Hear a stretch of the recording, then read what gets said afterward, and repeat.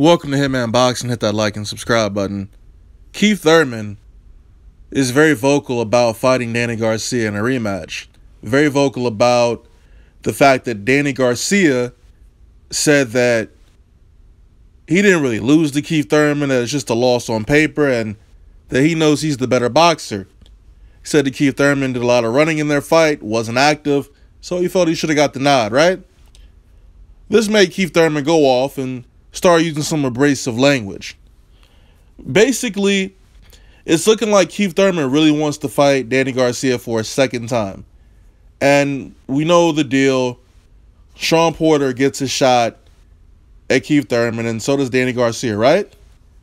Now, I watched 78 Sports TV video this morning, and he made some really good points, man, about Keith Thurman and how he's been ducking Errol Spence. Now, a year ago, it was Kell Brook who was ducking Errol Spence, right?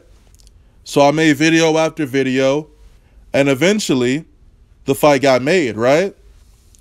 So in this situation, I'm going to do the same. I'm going to continue making videos about Keith Thurman until he tells the truth and signs a contract with Errol Spence. Now, something very interesting in an article that I caught that I was reading, and that's, well, obviously, Keith Thurman says he needs 2 tune-ups, and then he's going to fight Errol Spence, right?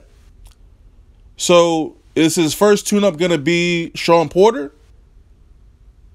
Think about it. His tune-up fight, we would assume, is going to be a fighter that's of low caliber, right? A fighter just so he can, get acclimated to fighting again, right? After the elbow surgery. So, that's one fight. Then we expect him to fight Sean Porter. Well, I don't expect him to fight Sean Porter. I don't want him to fight Porter because he won the first fight pretty convincingly, in my opinion. I think if he fights Porter again, I think he knocks him out. But fighting Porter would be fight number 2.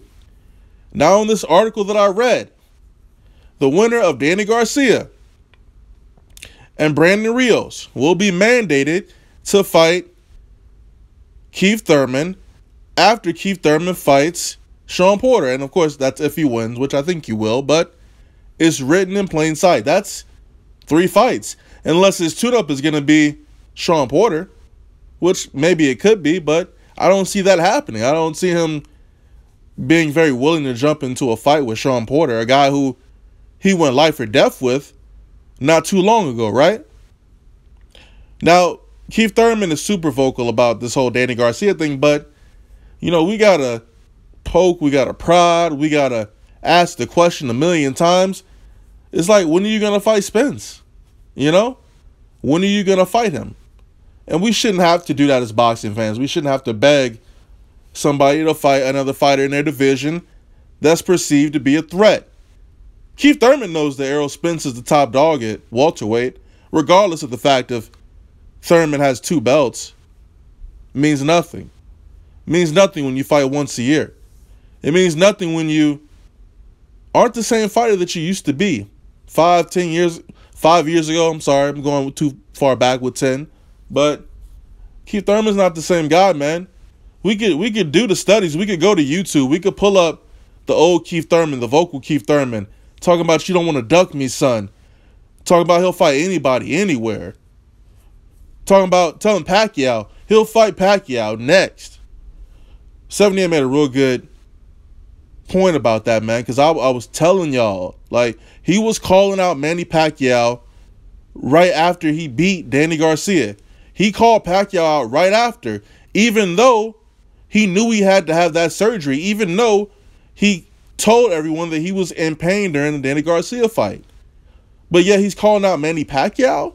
Like, it doesn't add up. It doesn't make sense. He doesn't move like a true champion. You know what I mean? Like, and then you got Keith Thurman fans out there. I just don't understand how y'all are cool with a snake like Keith Thurman. I mean, I understand if you don't want to see a fighter lose, because at the end of the day, that's what's going to happen. He's going to get knocked out. And then he can really go into fighting never again. He can go back to playing the flute out on his carpet. He can go back to traveling the world. There's nothing wrong with doing none of that stuff, man. There's nothing wrong with braiding your hair up and using herbal essence to wash your hair, man. Ain't nothing wrong with that at all, man. We're not trying to get on you, Keefy Poo. It's just be honest with yourself. Be honest with your fans. Be honest with the boxing public. You know, don't say you're not going to jump in with Errol Spence after you're coming off an injury. I mean, Kell Brook got his eye broken by Triple G, and then he fought Errol Spence next. Was it suicide? Yes. But he was a man, and he jumped in that ring, and he fought Spence. And he lost. And he ended up getting his other eye socket broken. Y'all have to understand that. He did not re-break the old injury from Triple G. He broke his other eye, okay? Man. Look, the only fighter that can step to this guy is Terrence Crawford.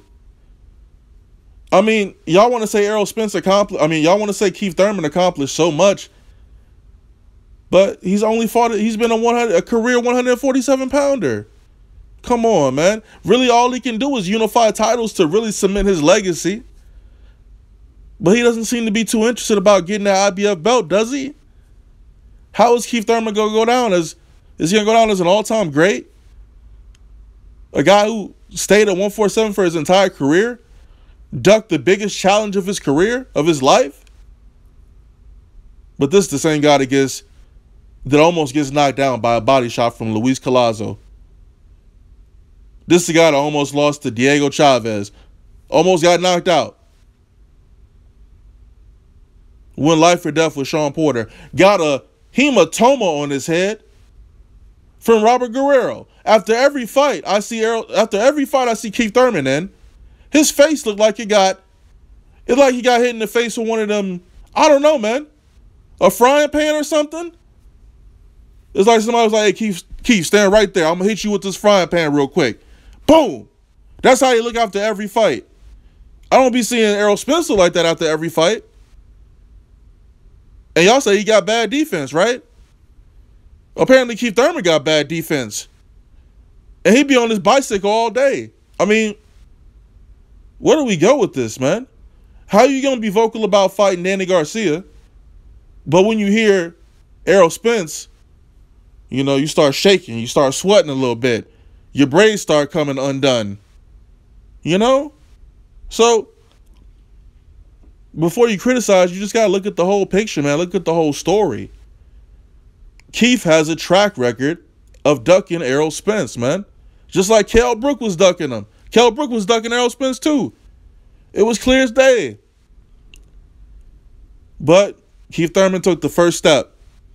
He took the first step of facing his fears. He said he will fight Errol Spence after 2 fights, after 2 tune-up fights. But with the evidence I presented today, that's probably not going to happen. You let me know what Keefy Pooh's going to do next. Who's his tune-up fight going to be? Does he face Sean Porter next? Does he fight Danny after Sean? Or does he fight Errol after Sean? We'll have to wait and see, right? Hitman Boxing, drop a comment, like the video, subscribe. I'm out. This world will bring you down with mass confusion and complexities, but I am the master of my fate and captain of my soul, you see. Stuck in the mentalities that says one thing and does another, oh, the contradictories. That's when I visit my utopia of Capricornia to be free. Most would say that's not normal, but for me, life is but a dream, and your reality is what it seems. I'm sitting in the crib I found on Craigslist, staring out in space, scheming what my next move is.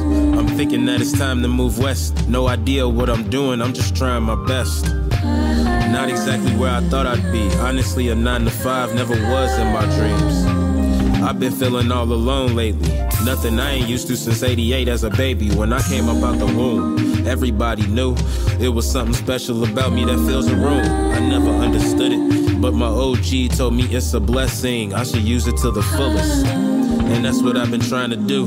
But it's hard to keep a smile on your face while paying dues. Damn, it's hella cloudy in the room, and the shadow of reality is darkest when it glooms. I'm in the midst of the world. I wish someone could see me. Surrounded by clouds, free me. It's like an endless dream, leading to endless roads. I wanna be free from this. army of clouds. I had a suicide dream about a month ago while I was sleeping on the couch at my parental's house. That's when I knew that it was time for me to up and go. So I booked it. Couple friends took it personal. Like, why you just up and go? Ain't even bother to tell nobody. That's rude, bro. It was unintentional. Conversations with myself, I need a hospital. I think I've gone bipolar. Half of me is conservative, any other stoner. I think I lost the love that I had from a good girl. The temp is negative 18, yeah, that's a cold world. Janis Joplin that's playing on my Pandora station. Cosmic Blues, just some emotional life changes. Whole time, no, I gotta stop looking back, because the future's not a present, gotta get on track. I'm in the midst of the world. I wish someone could see me. Surrounded by clouds, free me. It's like an endless dream, leading to endless roads. I wanna be free from this army of clouds.